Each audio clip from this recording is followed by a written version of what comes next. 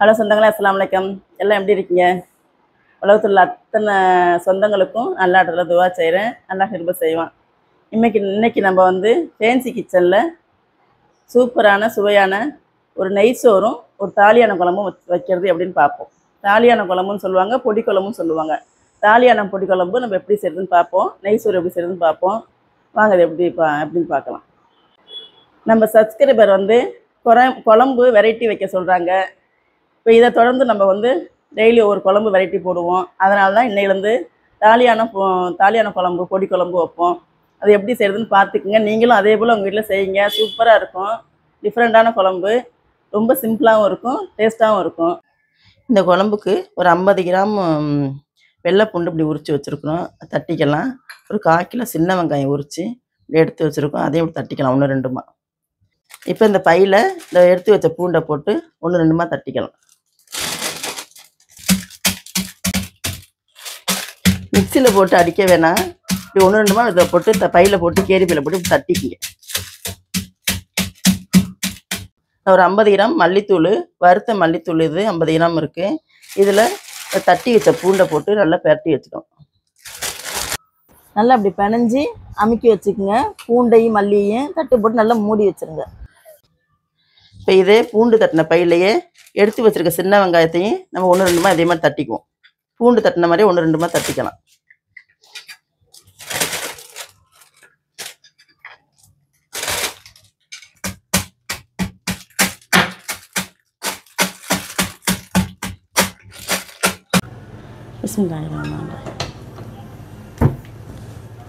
ஒரு அடுப்பு பற்ற வச்சு ஒரு குக்கரை வச்சுக்கலாம். இந்த குழம்பை தாளிக்க ஒரு 3/4 கிலோ ஆட்டுக்கறி எடுத்துருக்கோம். இப்படி கழுவி வச்சுருக்கோம். இந்த குழம்புக்கு வேணுங்கிற கறி 3/4 கிலோ எடுத்துருக்குறோம். 200 மில்லி நல்லெண்ணெய் ஊற்றுறோம். இதில் இந்த குழம்புக்கு நல்லெண்ணெய் தான் வேணும். நல்லெண்ணெய் 200 மில்லி ஊற்றிக்கலாம்.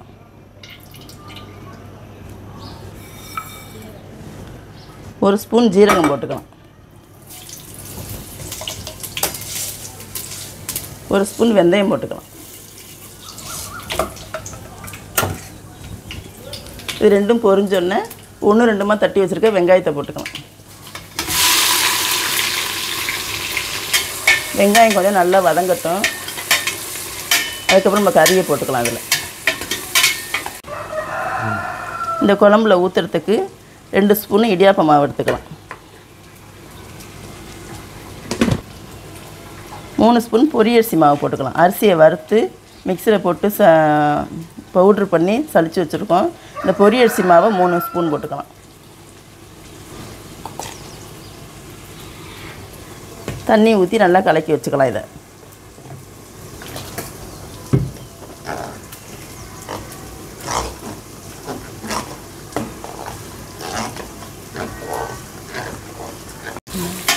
வெங்காயம் நல்லா அப்படி பாருங்கள் வதங்கிருச்சு.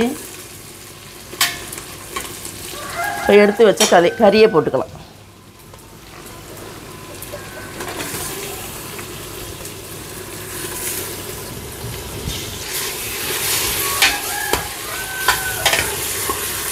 கறியை போட்டு நல்லா அந்த எண்ணெயிலே வதக்கி விடுங்க.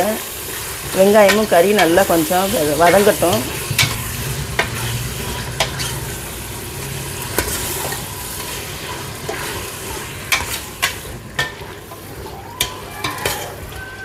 கறி நல்லா 10 நிமிஷமாக எண்ணெயில் போட்டு நல்லா அப்படி வதங்கிருச்சு. இப்போ இந்த கறிக்கு தேவையான உப்பு போட்டுக்குவோம். தண்ணி ஊற்றி ஒரு 5 விசில் விட்டுக்கலாம்.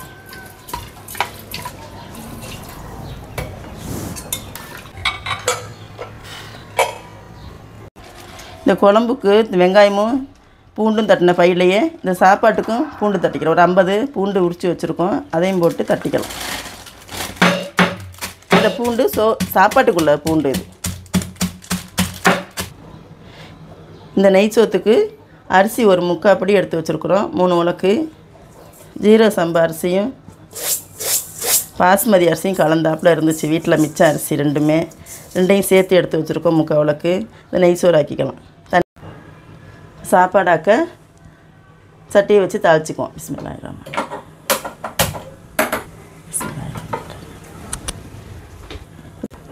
இப்போ சட்டி காஞ்சிருச்சு. எண்ணெய் கொஞ்சம் நெய் கொஞ்சம் ஊற்றிக்கலாம்.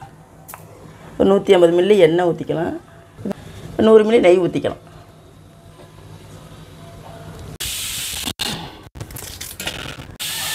இப்போ எண்ணெயும் நெய்யும் காஞ்சிருச்சு. பட்டை கிராம்பு ஏலக்காய் போட்டு தாளிச்சிக்கலாம். 1 ஸ்பூன் வெந்தயம் போட்டுக்கலாம்.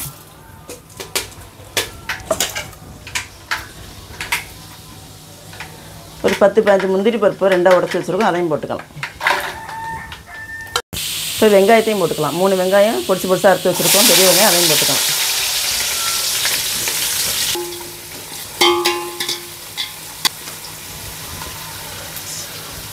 இப்போ தட்டி வச்ச பூண்டையும் போட்டுக்கலாம். போட்டு எல்லாத்தையும் ஒன்றா வதக்கி விடுவோம். ஒரு 2 நிமிஷம் வதங்கட்டும். ஒரு கைப்பிடி புதினா தழை போட்டுக்கலாம். ஒரு கைப்பிடி மல்லித்தழை போட்டுக்கலாம்.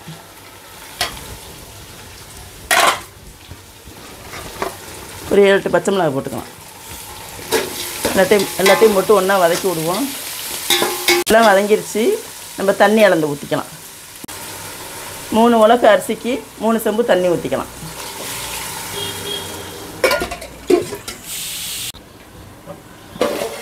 உலை கொதிச்சிருச்சு. நெய் சோத்துக்குள் தாளித்த உலை அரிசியை போட்டுக்குவோம் கழுவி. பிஸ்மில்லாஹிர்ரஹ்மான் அடி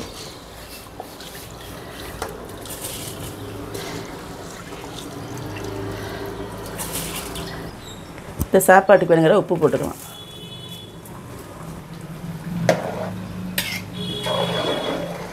அரிசியை போட்டு அப்படியே விட்டுறாதீங்க. 2 கிண்டி கிண்டி விடுங்க, அப்படியே உட்காந்துரும். கிண்டி விட்டு மூடி வச்சிடலாம். இப்போ விசில் அடங்கிடுச்சு குக்கரில். குக்கரை திறந்து பார்ப்போம். பிஸ்மில்லாஹிர்ரஹ்மான்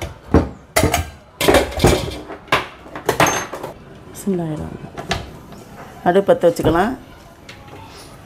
இப்போ இதுக்கு வேணுங்கிற மசாலா போட்டுக்குவோம்.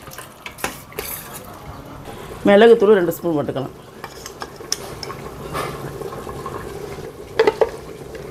மிளகாத்தூள் 1 ஸ்பூன் போட்டுக்குவோம்.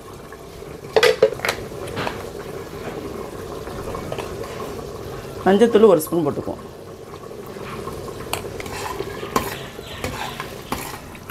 இப்போ நல்லா கிண்டி விடலாம்.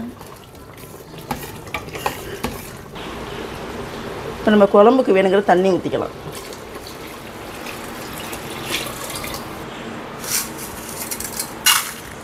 இப்போ இது குழம்புக்கு வேணுங்கிற உப்பு போட்டுக்குவோம். கறிக்கு கொஞ்சம் போட்டிருக்கோம். இப்போ குழம்புக்கு வேணுங்கிற உப்பு போட்டுக்கலாம்.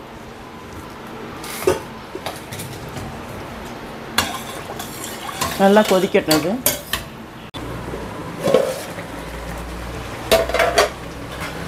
ஆயிடுச்சு பாருங்கள்.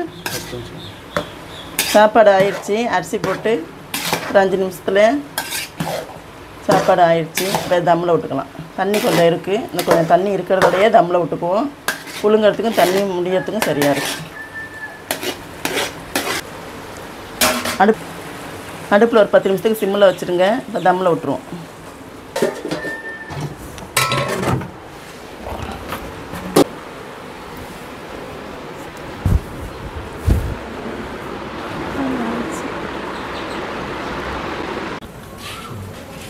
இப்போ நம்ம ஊற்றின தண்ணி கொதிக்குது குழம்புல. இப்போ இந்த ஸ்டேஜில் கலக்கி வச்சுருக்கோம்ல மாவு, அரிசி மாவும் இடியாப்ப மாவும் பொரி அரிசி மாவும் கலக்கி வச்சுருக்கோம். இதை கொஞ்சம் கொஞ்சமாக ஊற்றி இந்த குழம்புல கிளறி விடுவோம். அப்படியே ஊற்றிடாதீங்க, உட்காந்துரும், அடி பிடிச்சிரும்.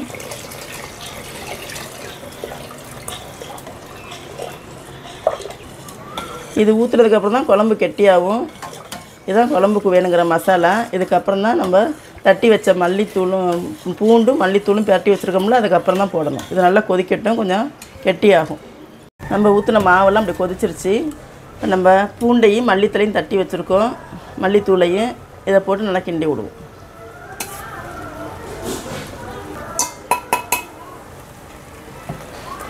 இது போட்டு ஒரு 1/4 மணி நேரத்துக்கு அப்படியே மூடி வச்சுருங்க. குழம்பு ரெடி ஆயிடும். இதுக்கு மேலே கொஞ்சம் நெய் ஊற்றி நம்ம அப்படியே சிம்மில் வச்சு மூடி வச்சுருவோம். பாருங்கள், குழம்பு ரெடி ஆயிடுச்சு. துறக்கையில் கமகமன்னு வாசமாக இருக்குது. பொடி குழம்புன்னு சொல்லுவாங்க, தாலியான குழம்புன்னு சொல்லுவாங்க. நீங்கள் குழம்பு எல்லாம் போட்டதுக்கப்புறம் குக்கர் மூடியை போட்டு மூடக்கூடாது, இந்த தட்டு போட்டு தான் மூடணும். ஒரு 1/4 மணி நேரத்துக்கு சிம்மில் வச்சுட்டு அதுக்கப்புறம் ஆஃப் பண்ணிடலாம். குழம்பு ரெடி ஆயிடுச்சு.